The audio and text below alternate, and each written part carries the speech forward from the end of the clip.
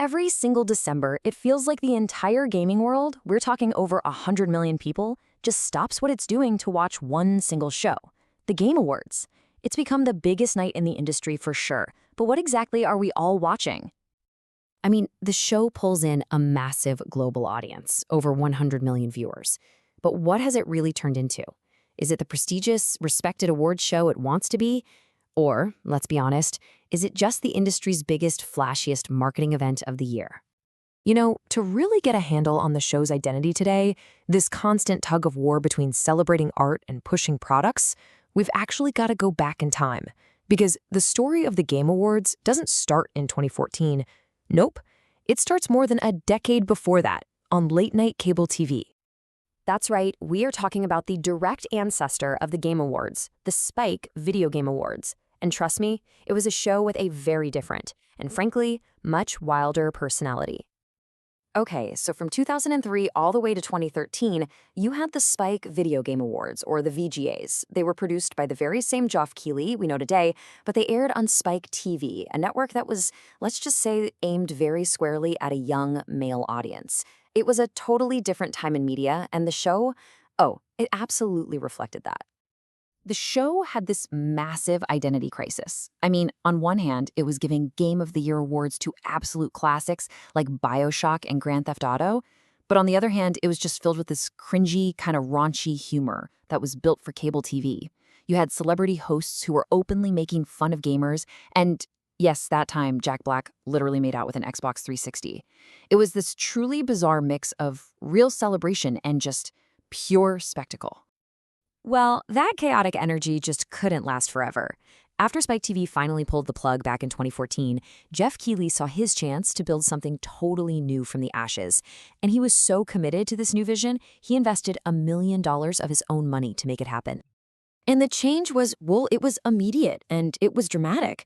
Keighley's new show, The Game Awards, was a complete 180. It ditched cable TV to become this streaming-first global event. That whole edgy tone was gone, replaced by a much more professional, almost prestigious feel. And of course, Keighley himself stepped up to become the host and the face of the whole thing. And the mission? It was crystal clear right from day one, to create a credible, respected ceremony that the industry, and just as importantly, the fans could finally be proud of. A true Academy Awards for video games.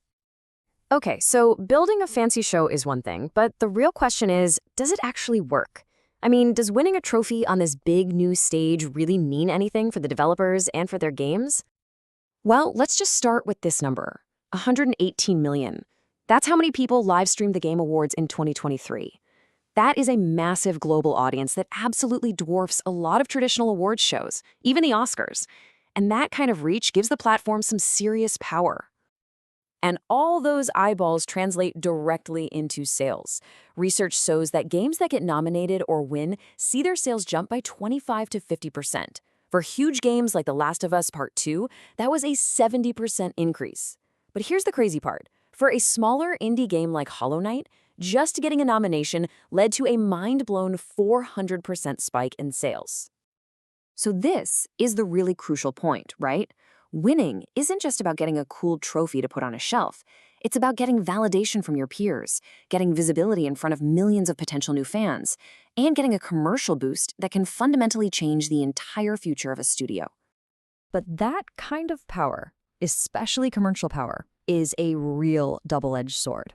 As the show has grown into this financial juggernaut, all that success has brought a whole new wave of criticism, with a lot of people questioning if it's maybe lost sight of that original mission. A lot of the debate really boils down to the voting system. So here's how it works. 90% of the vote comes from a jury of over 100 media outlets from all over the world. The other 10%, that comes from the public fan vote. Now, the idea is to balance critical opinion with popular appeal, which sounds good, but that 90% weighting means a relatively small group of insiders has immense power to shape not just who wins, but which studios get that life-changing commercial boost. And you can really feel this tension every year when you're watching the show. You see developers who've poured their hearts into a game get rushed off stage after a 30-second speech just to make room for another world premiere trailer. Then there are the debates over the categories themselves, like when Dave the Diver, a game made by a subsidiary of a massive corporation, got nominated for Best Independent Game. And yeah, you can't ignore the high-profile stage crashers, which just adds to this growing feeling that the show's priorities might be a little skewed. This quote from a veteran developer, Josh Sawyer, just hits the nail on the head. It perfectly captures that core tension. Is the show more interested in actually celebrating the creators and the art they make, or is it just desperately chasing mainstream legitimacy by packing the show with movie stars and commercials?